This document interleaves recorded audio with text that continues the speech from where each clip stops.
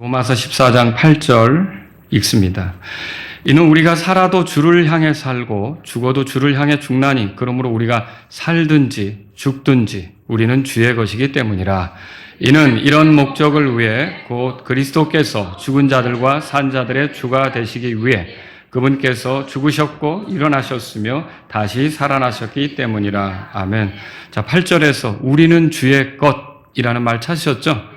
우리가 주의 것이라는 말이죠. 그런 제목으로 여러분에게 말씀을 드릴게요. 자, 우리가 로마서 14장 1절에서 오늘 우리가 본 본문까지 여기서 중요하게 다뤄야 될 게 뭐냐면 동기와 목적입니다.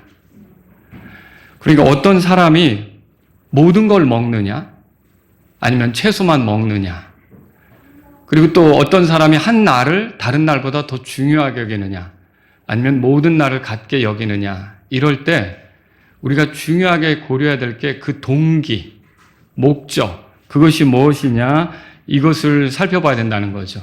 그래서 만일 그 사람이 그렇게 하는 게 주를 향해서 그렇게 하는 것이다, 그러면 6절, 7절 우리가 살펴봤죠? 예. 나를 중히 여기는 자는 뭐라고 돼 있어요? 주를 향해 중히 여기고, 또 나를 중히 여기지 아니하는 자도 주를 향해 중히 여기지 아니하느니라. 주를 향해라는 말이 나와요.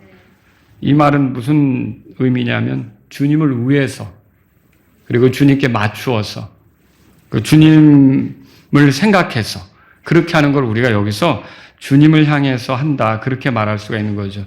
그래서 사람에게 보이기 위해서가 아니고, 사람에게 맞추기 위해서가 아니고, 그리고 사람의 마음을 끌기 위해서가 아니고, 그리고 자기 기분대로 하는 게 아니라 이게 주님을 위해서 주님께 맞추어 주님을 기쁘게 할 뜻으로 뭔가를 했다면 그것을 지켜보는 우리로서는 그거에 대해 함부로 판단하거나 무시하거나 하면 됩니까? 안 된다는 것을 우리가 이 본문을 통해서 보는 거죠.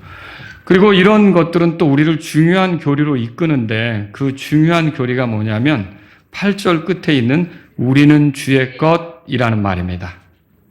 자, 이 말은 뭘 의미합니까? 우리가 주의 것이라면 주님의 소유라는 뜻이에요.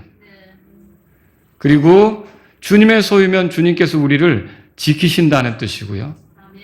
보호한다는 뜻이고요. 그렇죠? 그리고 또 우리를 주장하신다는 뜻이고요. 인도하신다는 뜻이고요. 우리가 주님의 것이라고 하는 이 말에는 엄청난 의미들이 들어있다는 거죠. 자, 그런데 바울은 이런 목적을 위해 그리스도께서 죽으셨고 일어나셨으며 다시 살아나셨다고 9절에서 말합니다. 여기 이런 목적을 위해 찾으셨습니까? 여러분, 예수님이 죽으시고 묻히시고 부활하셨죠. 우리 죄 때문에 그렇게 하셨잖아요. 복음이 뭐예요? 복음이 예수님이 우리 죄 때문에 죽었다, 묻혔다. 그것도 성경 기록대로. 그리고 예수님이 셋째 날에 성경 기록대로 살아나셨다, 부활하셨다는 거죠. 이게 복음이죠. 이게 우리를 위해 있었던 일이다라고 믿으면 여러분, 예수님을 통해서 구원받을 수 있게 되는 거죠. 우리 그걸 알 수 있는 거죠. 자, 그런데 이 예수님이 우리 죄 때문에 죽었다, 묻혔다, 부활했다, 이게 결국은 이 목적을 위해 일어난 일이라는 거예요. 그러면 뭐냐? 살든지 죽든지 우리가 주의 것으로 존재하도록, 그러니까 살아도 주님을 위해, 죽어도 주님을 위해 있도록, 그렇게 이렇게 주님이 자기 자신을 우리를 위해 내주시고 죽으시고 묻히시고 부활하셨다는 것이죠. 자, 이런 목적을 위해 예수님께서 죽으셨고 일어나셨어요. 근데 여기에 이제 보면 개역 성경에는요, 9절에 보세요. 거기 이는 이런 목적을 위해 곧 그리스도께서 죽은 자들과 산 자들의 주가 되시기 위해 그분께서 죽으셨고, 그 다음에 나오는 게 뭐예요? 일어나셨으며. 일어나셨다라는 표현이 개역 성경에는 없어요. 개역 성경은 어떻게 됐냐면 그리스도께서 죽었다가 다시 살아나셨다고만 말을 합니다. 그런데 이 일어나셨다라는 표현이 굉장히 중요해요. 왜 이게 중요하냐면 이게 예수님을 죽음에 가둘 수가 없었다라는 걸 보여주고 있어요. 그리고 예수님께서 죽으셨지만 죽음에 매이지 않는다는 것을 일어나셨다라는 게 강조해서 보여주고 있다라고 하는 거죠. 자, 이런 목적을 위해 이 말은요, 그리스도께서 죽은 자들과 산 자들의 주가 되시기 위해, 그 말로도 표현할 수 있어요. 그래서 그리스도는 죽어 있든지 살아 있든지 예수님이 그들의 주가 되시는 거예요. 여기서 중요한 게 보세요. 죽어 있어도 예수님이 우리의 주예요. 살아 있어도 예수님이 우리의 주예요. 그 말은 뭐냐면 언제나 그리스도인의 주님은 예수님이시다. 언제나 그건 영원토록 우리가 살아있든지 아니면 죽어있든지 언제든지 예수님이 우리의 주가 되신다. 이거를 보여주고 있다라고 하는 거죠. 그래서 오늘 우리가 살펴보려고 하는 내용이 뭐냐면 그리스도께서 우리의 주가 되시고 또 8절에 나온 대로 우리가 주의 것이 된다면 우리에게 일어나는 일은 뭔가? 이걸 이제 한번 살펴보자는 거죠. 여러분, 우리는 주의 것이 맞습니까? 우리가 예수님 거 맞죠? 그럼 우리에게 어떤 일이 일어나느냐는 거예요. 여러 가지로 말할 수 있지만 오늘은 두 가지로 여러분에게 말씀을 드리려고 해요. 그 중에 첫 번째가 뭐냐면요. 우리가 주의 것이라면 여기 8절에 보세요. 우리가 살든지 죽든지 우리는 주의 것이라고 되어 있죠. 자, 우리가 주의 것이라면 우리가 살아도 주의 것으로 살게 된다는 거예요. 사도들은 그리스도의 주되심을 가르쳤어요. 베드로는 이스라엘 향해 이렇게 설교했습니다. 사도행전 2장 36절에 보면 그러므로 이스라엘의 모든 집은 확실히 알지니 너희가 십자가에 못 박은 그 동일한 예수님을 하나님께서 주와 그리스도로 삼으셨느니라. 예수님을 하나님께서 주와 그리스도로 삼으셨다고 했어요. 예수님을 주로 삼으셨다는 말이죠. 베드로는 여기서 그치지 않고요. 베드로후서 1장 11절과 3장 18절을 보면 예수님을 뭐라고 표현하느냐? 우리의 주시며 구주이신 예수 그리스도. 그러니까 우리의 주라고 표현하고 있어요. 예수님이 뭐라고? 우리의 주다. 그렇게 표현하고 있죠. 그리고 베드로후서 2장 20절에서는요. 주, 곧 구주 예수 그리스도. 그렇게 표현했어요. 그러면 베드로가 계속 강조하는 게 뭐냐? 예수님은 우리의 주님이시다. 여러분, 우리가 주님의 것이라면 예수님이 우리의 주님이시라는 걸 인정하십니까? 이게 우리가 배워야 될 거예요. 바울도 그렇게 가르쳤죠. 빌립보서 2장 8절에서부터 11절까지 읽어드립니다. 또 사람의 모양으로 나타나사 자기를 낮추시고 죽기까지 순종하셨으니 곧 십자가에 죽으심이라. 그런즉 하나님께서도 그분을 높이 올리시고 모든 이름 위에 있는 이름을 그분께 주셨으며 이로써 하늘에 있는 것들과 땅에 있는 것들과 땅 아래 있는 것들의 모든 무릎이 예수라는 이름에 굴복하게 하시고 또 모든 혀가 예수 그리스도를 주라 시인하여 하나님 아버지께 영광을 돌리게 하셨느니라. 자, 예수님이 십자가에서 죽는 것은 하나님 아버지의 뜻이죠. 그러니까 예수님의 십자가의 죽음은 아버지의 뜻에 대한 순종이죠. 예수님은 하나님과 동등하시지만 자기를 낮추셔서 사람이 되셨고 죽기까지 순종하셨어요. 십자가에서 죽기까지. 자, 그렇게 해서 원하셨던 것이 우리의 죄값을 십자가에서 지불하고 우리를 구원하는 거 아닙니까? 이렇게 죽기까지 순종하신 예수님을 하나님은 어떻게 하셨느냐? 높이 올리셨다고 써 있어요. 그래서 모든 무릎이 그분 앞에 꿇게 하셨다는 말이에요. 그리고 모든 혀가 그분을 향해 뭐라고 고백합니까? 주, 이렇게 고백하게 하신 거죠.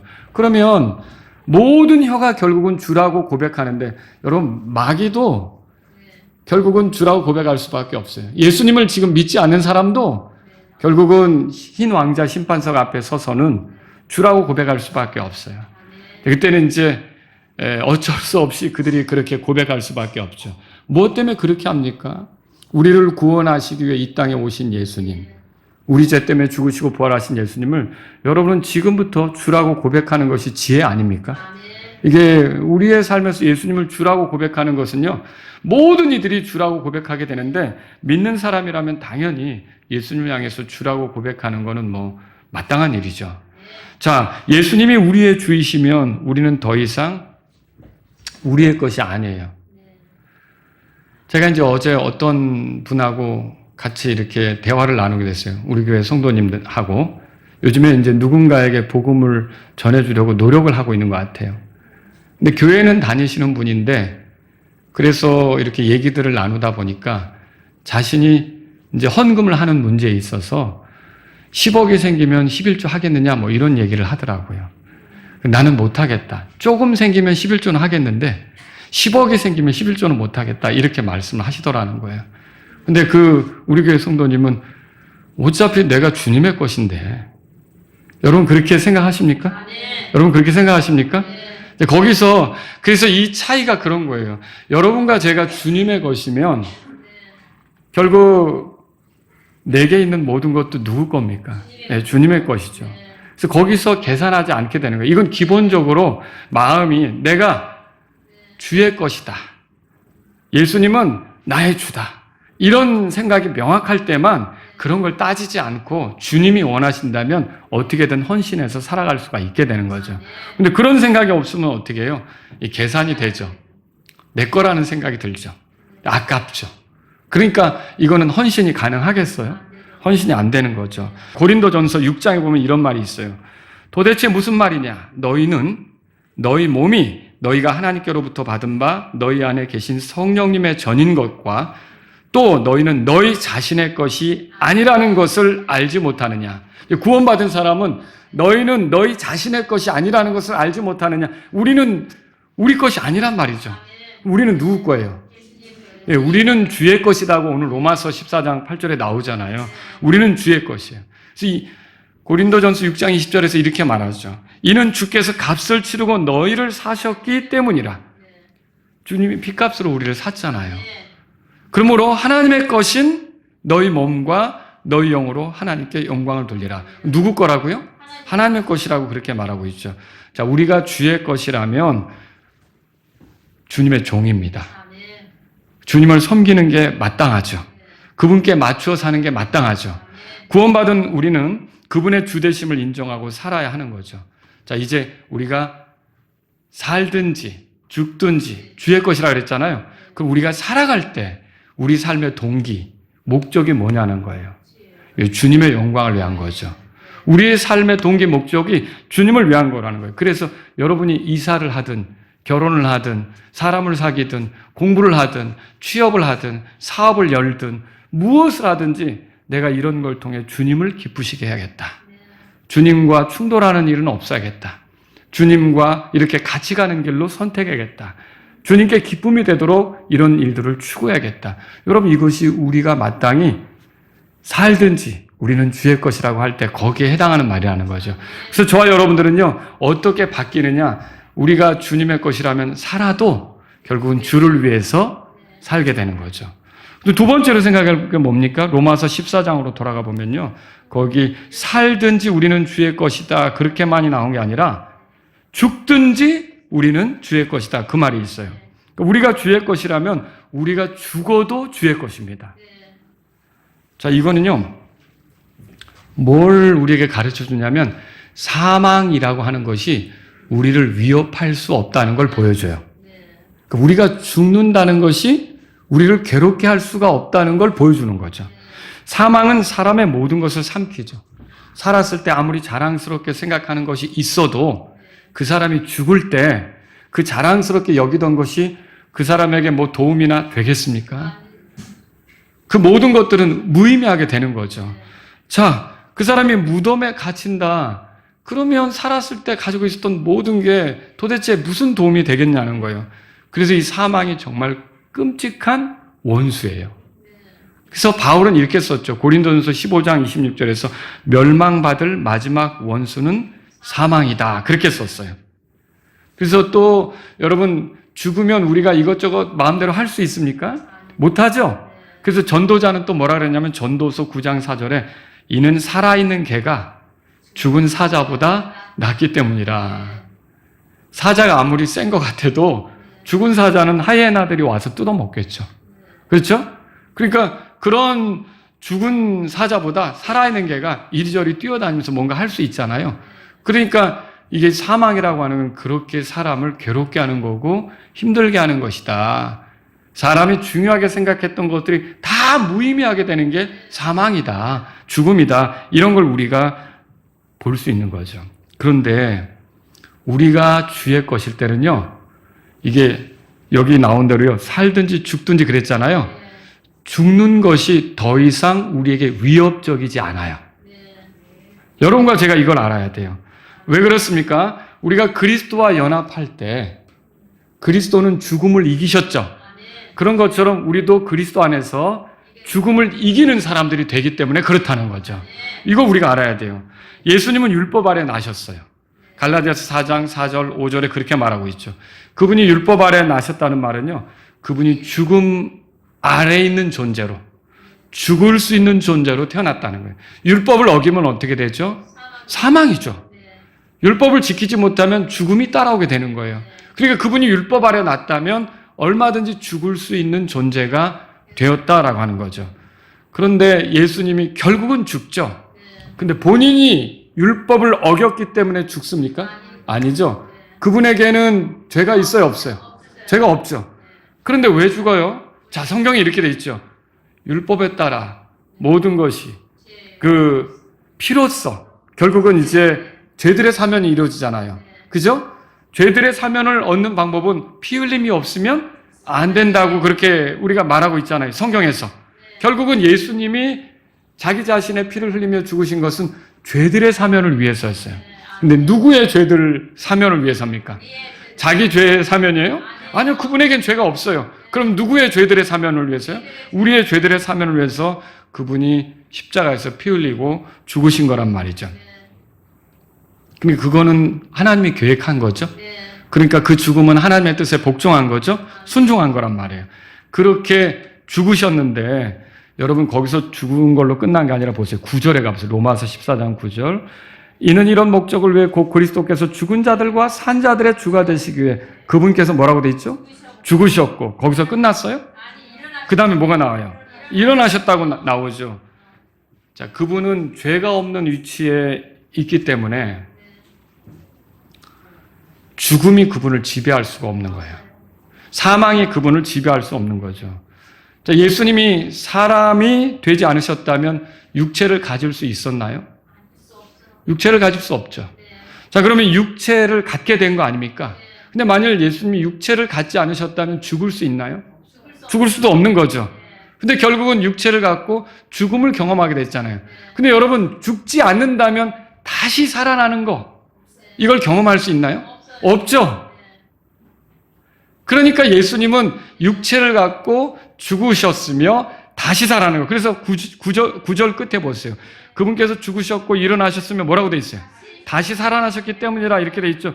결국 예수님은요, 죽음으로 끝나는 게 아니라 죽음을 이기시고 거기서 일어나셨고요. 다시 살아나신 것을 보여줬는데 여러분, 예수님에게 무덤이 의미가 있습니까? 없어요. 무덤은 죽은 자들을 가두는 거잖아요. 예수님에겐 무덤이 의미가 없습니다. 왜요? 그분은 지금까지 죽어 있는 게 아니에요. 그분은 성경 기록대로 셋째 날에 일어나셨어요. 죽었지만 일어나신 거죠. 그리고 다시 살아나신 거죠. 그래서 그분에게는 무덤이 필요 없는 거죠. 베드로가 이렇게 선포했어요. 너희 이스라엘 사람들아, 이 말을 들으라.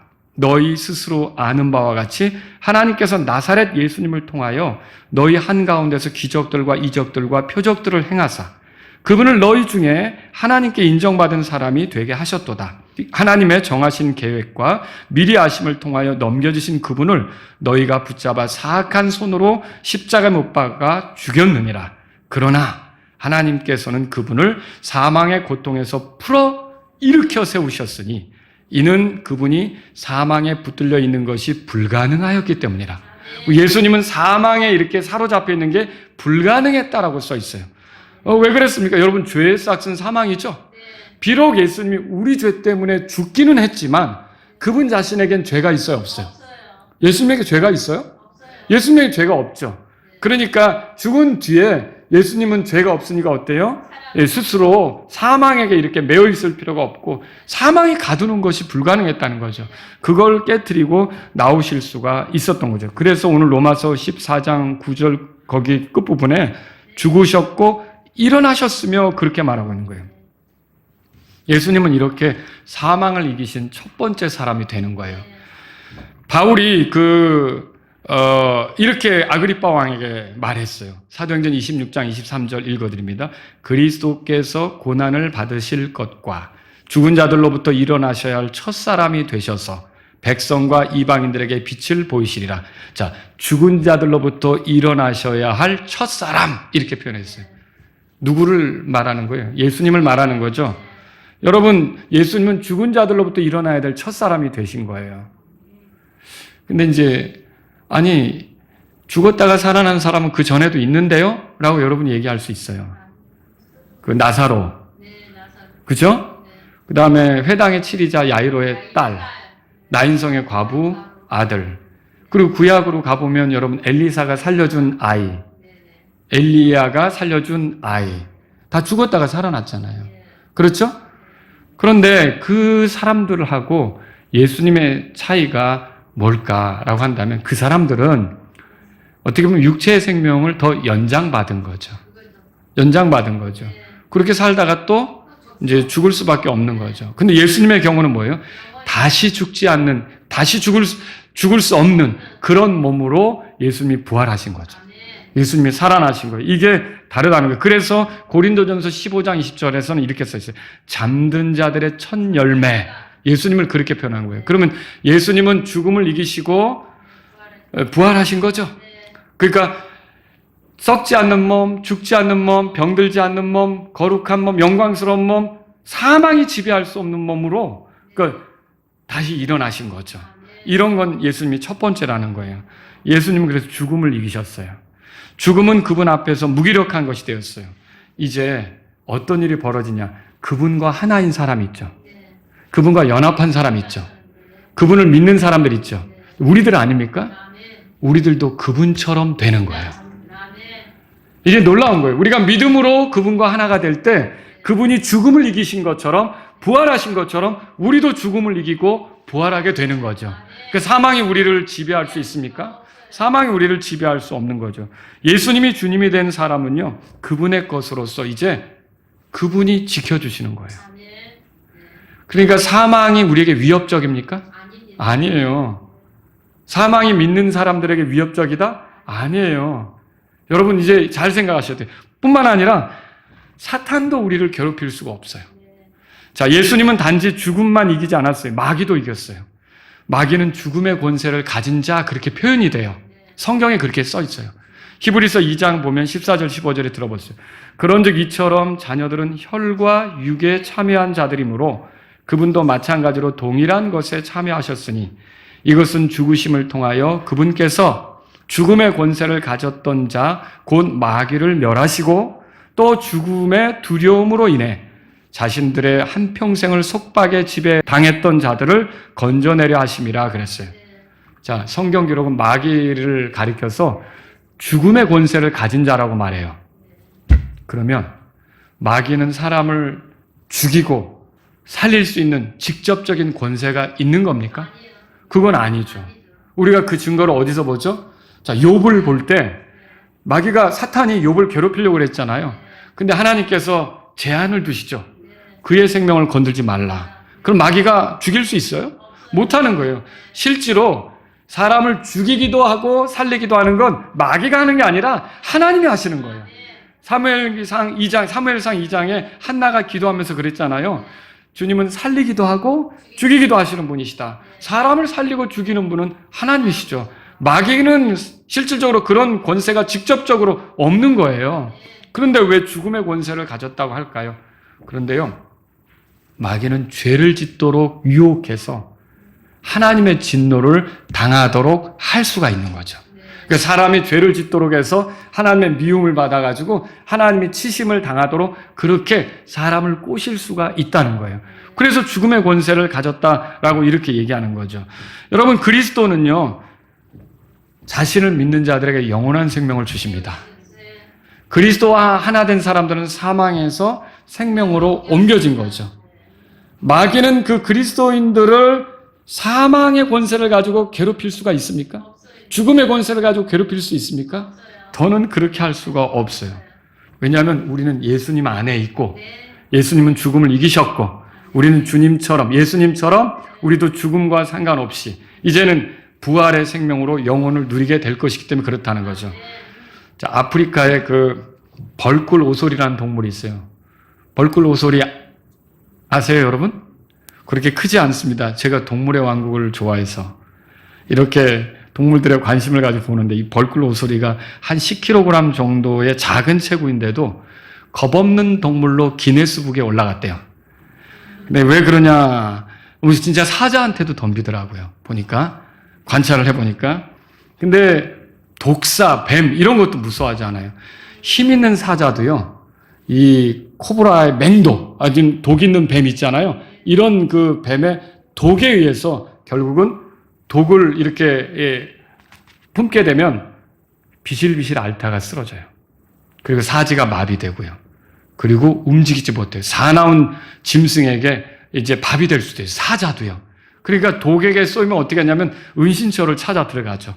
자기 혼자 거기서 어떻게 버텨야 되니까. 근데 대개는 어떤 경우는 죽기도 한단 말이에요. 근데 제가 소개하는 벌꿀 오소리는 어떠냐? 두꺼운 가죽으로 돼 있대요. 그리고 피하 지방이 있대요. 그리고 독에 대해서 강한 내성을 가지고 있대요. 그리고 독 해독 능력이 탁월해서 뱀이 물었어요. 독이 들어갔어요. 그런데 한 2-3시간 잠자듯이 자고 일어나면 또 돌아다녀요. 그 독 해독 능력이 탁월한 거죠. 그러니까 뱀이 아무리 물어도 이 벌꿀 오소리를 완전 제압할 수 있겠습니까? 못하는 거죠. 또 일어나서 또 돌아다니는 거예요. 그러니까 여러분, 제가 이 벌꿀 오소리 얘기를 했는데 사탄은 우리를 꼬드겨서 우리 죽음이라고 하는 것을 우리를 위협하는 것 같아도 그게 우리에게 통할까요? 안 통할까요? 안 통한다는 말씀을 드리고 싶은 거예요. 여러분, 사탄이 우리를 이 죽음이라는 걸 가지고 너 그래봐야 죽지 이렇게 하는 것 같아도요. 우리가 죽어도 주의 것이에요. 여러분 이것을 알아야 돼요. 그래서 본래 인간은 타락한 이후 죄와 사탄의 지배를 받고 있고 사탄이 이 세상 신이라고 불려지고 있고 공중의 권세 잡은 통치자로서 불순종의 자녀들, 그러니까 진노의 자녀들, 그들이 걸어갈 이 세상 행로를 깔아놓고 사람들을 속이고 있으며 사람들이 이렇게 불 속에 던져지도록 그렇게 꼬드기고 있지만 그게 그리스도인에겐 통하느냐? 안 통한다는 거죠. 그런데 예수님께서 죽음의 권세를 가진 이 마귀를 멸하려고 오셨다고 아까 히브리서에 써 있었어요. 마귀를 멸한다는 게 마귀를 없앤다는 의미는 아니에요. 예수님이 십자가에서 죽으시고 부활하셨지만 마귀가 사라졌습니까? 여전히 지금도 활동하고 있죠. 이게 마귀를 없앤다는 말이 아니에요. 물론 마귀를 언젠가는 바닥 없는 구덩이에 던져 넣겠죠. 사탄을. 그리고 모든 마귀들은 불 호수에 던져 넣겠죠. 그럴 때가 있습니다. 근데 그럼 마귀를 멸하러 오셨다는 말이 뭐냐? 그가 가지고 있는 최고의 무기라고 하는 그 죽음의 권세 있죠? 이게 우리에게 쓸모없게 만드는 거라는 거죠. 그게 무용지물이 되게 만드는 거라는 거죠. 마귀는 과거에 사람들에게 자신의 영향력을 행사했어요. 죽음의 공포를 주고 죽음으로 위협하고 이렇게 했던 거죠. 그런데 그리스도를 통해 구원받은 우리에게 그게 이제 통할 일입니까? 그게 우리에게 위협이 되겠습니까? 그렇게 되지 않는다는 거죠. 이제 그의 영향력이 통하지 않는 거예요. 그래서 성경에 보면 이렇게 써 있어요. 오직 하나님께서 난 자는 자신을 지키고 또 저 사악한 자가 그를 건드리지도 못하느니라. 요한일서 5장 18절에 써 있죠. 자, 그래서 이제는 사망도 사탄도 우리를 지배할 수 없습니다. 왜냐? 우리가 주의 것이기 때문에 그래요. 자, 우리가 살아도 주님의 것이고요. 살든지 주의 것이고요. 죽어도 주님의 것이에요. 우리는 주님 안에서 안전한 거죠. 우리가 그분께 속했고 그분의 손 안에 있으며 그분이 지키시는 사람들이 된 거라는 거죠. 마귀는 예수님을 죽일 때 다른 사람을 죽일 때처럼 자기가 성공한 줄로 생각했을 수 있어요. 그런데 마귀의 가장 치명적 실수는 예수님을 죽게 한 거죠. 예수님은 죽음으로 끝났습니까? 아니죠. 예수님은 부활하셨어요. 사망이 지배할 수 없는 몸으로 부활하셨어요. 죽지 않는 몸으로 부활하셨어요. 이제는 마귀의 최고의 무기가 죽이는 거 아닙니까? 그게 예수님에게 통합니까? 예수님에게 안 통하는 거죠. 소용없게 된 거죠. 여러분, 율법을 가지고 이제 사람을 괴롭힐 수도 있지만 율법을 어기면 정죄당하잖아요. 정죄로 인해 죽음에 이르게 되잖아요. 근데 예수님이 율법대로 죽으셨어요. 그 율법이 예수님에게 영향을 미치는 거예요, 이제는. 이제는 아니죠. 우리가 그 그리스도를 따르면 율법이 우리를 잘못했다고 해서 죽음에 넘길 수 있습니까? 이미 그 율법, 우리를 향한 율법은 예수님이 다 책임지시고 율법대로 저주받으시고 끝내셨죠. 그 율법은 우리를 어떻게 만들 수가, 우리를 죽음에 이르게 할 수가 없게 된 거죠. 여러분, 결국 그래서 그리스도인은요, 예수님이 주가 되셨을 때 더 이상 죽음의 권세를 가진 마귀의 영향력도 이제 소용이 없게 되는 거예요. 여러분, 이걸 믿으십시오. 그러면 그리스도인들에게 죽음은 뭡니까? 왜 죽는 거죠? 여러분, 믿지 않는 사람은 죽음으로 파멸에 떨어지는 거예요. 지옥으로 떨어지는 거죠. 근데 믿는 사람은 죽음이 뭐죠? 이게 여러분과 제가 영광으로 들어가는 문이라고 아셔야 돼요. 내가 죽으면 곧바로 하나님이 계신 하늘로 들어가는, 천국으로 가는 그 문인 거예요.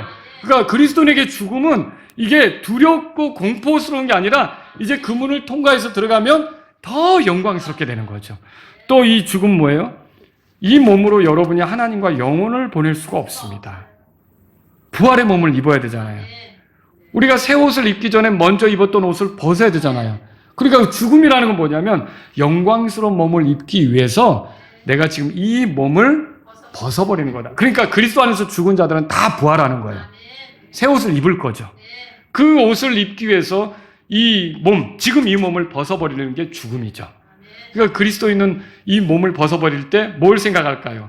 예, 하나님께서 나에게 입혀주실 새 몸이 있다는 걸 생각하는 거죠. 그러니까 죽음이 위협이에요? 죽음이 괴로움이에요? 죽음이 고통스러운 거예요? 아니요, 죽음이 우리를 그렇게 만들 수 없는 거예요. 그래서 우리는 죽든지 우리가 주의 것이라고 그랬는데 죽어도 우리는 주님의 것으로서 안전한 거죠. 여러분, 이런 은혜가 있다는 거예요. 또 여러분과 제가 죽으면 어떻게 돼요? 죽음으로 인해서 우리가 가까이 실제로 대하지 못했던 그 예수님을 가까이서 이렇게 뵙고 대면하고 이렇게 되는 거 아닙니까? 이 죽음은 얼마나 우리에게 그 영광으로 들어가게 하는 그런 그 문인지 여러분과 저는 이것으로 인해 겁낼 필요가 없다는 거죠. 그러니까 이런 것들을 알 때 어때요? 우리는요, 예, 이제는 살든지 죽든지 우리는 주의 것이기 때문에 주님이 우리를 영원히 책임지는 거예요. 자, 오늘 제가 이 말씀을 드렸는데 우리가 주의 것일 때 우리의 삶은 어떻게 달라지는가? 주님은 주의 것인 우리를 보호하시죠. 우리를 지키시죠. 우리가 죽는다고 해서 주님이 손을 떼느냐? 그게 아니죠. 우리가 죽어도 주의 것이에요. 그리고 살 때 우리는 어떻습니까? 하나님의 영광을 위해 사는 거죠. 내가 내 것이 아니라 주님을 위해 사는 거죠.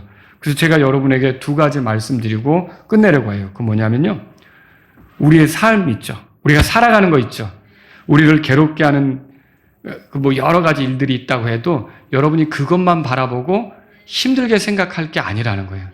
삶은요, 우리를 괴롭게 하기 위해서 주어진 게 아니라 뭐 사는 게 고통이야 다들 그렇게 얘기하지만 사실은 우리가 가만히 생각해 보면 이 삶의 과정을 통해 주님을 위해 살아볼 기회를 주는 거예요. 그러니까 저와 여러분들은 어때요? 이런 삶의 기회를 가지고 힘들다, 죽겠다, 불평 그런 언사를 늘어놓을 것이 아니라 내가 오늘 하루를 살 수 있게 된 거 주님을 위해 살 수 있게 된 거구나. 아침에 여러분이 일어나면 제일 먼저 여러분이 뭐 기도하고 말씀을 볼 거 아닙니까? 그러면 기도할 때 여러분이 오늘도 주님을 위해 살 수 있는 기회를 주셔서 감사합니다. 내가 죽었다면 어디로 갔을까요? 하늘에 갔겠죠? 근데 내가 아침에 깬 거예요. 그러면 이 하루도 주님을 위해 살아볼 수 있게 하시니 감사합니다. 이렇게 시작하셔야죠. 여러분, 우리가 질병, 사람과의 관계, 일이 잘 안 되는 거, 내 뜻대로 안 되는 게 많잖아요. 성과가 제대로 나타나지 않는 것도 많잖아요. 뭐가 얽히는 것도 많잖아요. 이런 것 때문에 내가 스트레스를 받으며 삶 자체에 대해 괴롭게 생각할 수도 있는데 중요한 건 이렇게 되든지 저렇게 되든지 저와 여러분들은요, 믿음을 표현하는 기회라고 생각하셔야 돼요. 누구에 대한 믿음? 예, 주님에 대한 믿음이죠. 주님에 대한 믿음을 표현하는 기회로 생각하셔야 돼요.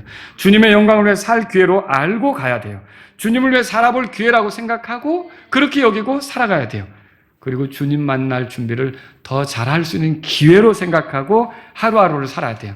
그리고 실제로 그리스도의 심판석에 섰을 때 받을 보상을 위해 지금 믿음으로 이렇게 한 걸음 한 걸음 다가가는 기회라고 생각하셔야 된다는 거죠. 여러분, 그래서 삶을 보내는 동안 먹든지 마시든지 무엇을 하든지 우리는 무엇을 위해 살아야 되겠습니까? 예, 하나님의 영광을 위해서 사는 것이 돼야 된다는 거죠. 우리 자신도 우리의 것이 아니기에 이제 살든지 죽든지 우리는 주의 것이라는 믿음으로 살았을 때는요, 주님을 더 드러내고 주님을 더 가까이 하고 주님을 더 사랑하고 주님의 영광을 나타내고 주님을 향해서 사는 저와 여러분들이 될 수 있기를 바랍니다. 그리고요, 제가 지금 사는 문제에 대해서 얘기했죠. 죽는 문제에 대해서 두 번째로 말씀드릴게요. 여러분, 그리스도인에게 죽음은 그리스도인을 괴롭게 하는 게 아니에요. 우리를 유익하게 하는 거예요. 이건 성경을 찾아봐야겠어요. 고린도전서 3장입니다. 고린도전서 3장. 우리를 유익하게 하는 거예요. 죽음도. 보세요. 고린도전서 3장 23절. 또 너희는 그리스도의 것이요 그리스도는 하나님의 것입니다. 너희는 그리스도의 것이라고 되어 있어요. 우리는 주의 것이죠. 그럼 뭐예요? 우리가 주님을 기쁘게 하기 위해, 주님에게 영광이 되도록, 주님을 즐겁게 하기 위해 우리가 존재하는 거 아닙니까? 그래서 우리는 그리스도의 것이에요. 23절 말씀이 그거죠. 근데 22절을 다 같이 읽습니다. 그 앞에 붙여 읽습니다. 바울이나 아볼로나 게바나 세상이나 생명이나 사망이나 현재의 것들이나 장래의 것들이나 모두 뭐라고 돼 있어요? 이건 너희의 것이래요. 그럼 이 모든 것들은 너희를 기쁘게 하기 위해, 너희를 즐겁게 하기 위해, 너희를 유익하기 위해 있는 거라는 거죠. 근데 여기서 주목해야 될 게 사망이 나와요. 사망도 너희의 것이다, 그렇게 얘기하겠어요. 그럼 이건 뭐예요? 사망이 그리스도인들을 위협하고 괴롭히는 거예요? 아니죠. 그리스도인들을 유익하게 하고 기쁘게 하는 거라는 거죠. 어째서 그렇습니까? 여러분, 죽음이 우리를 파멸로 이끕니까? 아니에요. 죽음은 우리를 영광으로 들어가게 해요. 죽음은 우리를 하늘나라로 들어가게 해요. 죽음은 우리를 예수님 앞으로 인도해요. 죽음은 우리를 부활의 몸을 가질 준비를 하게 하는 거예요. 그러니까 이 몸을 벗어버리고 부활의 몸을 입게 되는 거죠. 그러니까 죽음은 우리를 괴롭히는 거예요. 더 좋은 것을 경험하도록 한 발 더 나아가게 만드는 것이 죽음이라는 거죠. 그러니까 우리는 죽든지 우리는 주의 것이죠. 죽어도 주를 위해 사는 거죠. 그래서 여러분, 오늘 로마서 14장으로 돌아가 보세요. 그래서 일반적으로 사람들은 죽음을 두려워하지만 왜 죽음을 두려워합니까? 죽음 뒤의 일을 모르고 또 파멸로 떨어질 수도 있고 이게 양심상 죄를 지은 것들이 있기 때문에 하나님의 심판이 두려운 거죠. 근데 예수님의 피로 우리는 죄들을 용서받았기 때문에 죽음 이유가 두려운 문제입니까? 아니죠. 우리의 구원자를 만나러 가는 건데 얼마나 좋은 일입니까?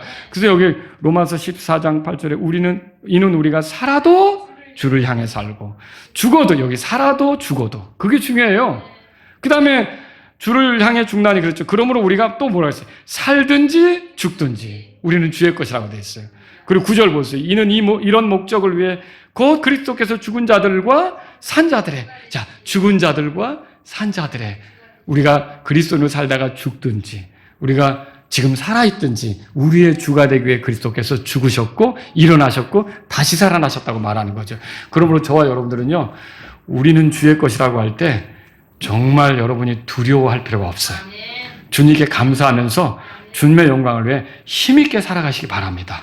이 땅을 살아갈 때. 그리고 죽더라도 그게 나를 힘들게 하는 게 아니라 나의 유익을 위해, 나를 더 주님과 가깝도록 하기 위해 그게 있는 것이다. 살든지 죽든지 우리는 주의 것이다. 이런 고백으로 사실 수 있기를 바랍니다. 다 같이 일어서시겠습니다. 오늘 이 말씀을 들으신 여러분 가운데 하나님 아버지, 내가 살아가도 주를 위해 사는 거고 내가 죽어도 주를 위해 죽는 것입니다. 살든지 죽든지 나는 주의 것입니다. 내가 산다면 주님을 위한 기회로 알고 주님의 영광을 위해 살기를 원합니다. 이런 분이 있다면 이 시간 주님 앞에 나아가십시오. 내가 이렇게 살다가 죽게 될 때라도 죽음이 나를 위협하는 게 아니라 부활을 준비하기 위해서, 주님 앞에 더 가까이 가기 위해서, 영광스럽게 되도록 하기 위해서 그 죽음이 임한 걸로 생각하고 나는 두려워하지 않게 됨을 감사합니다. 주님, 나에게는 소망이 있습니다. 그 소망을 내가 생각하면서 하루하루 주님을 위해 살기를 원합니다. 이런 분이 있다면 이 시간 주님 앞에 나아가십시오.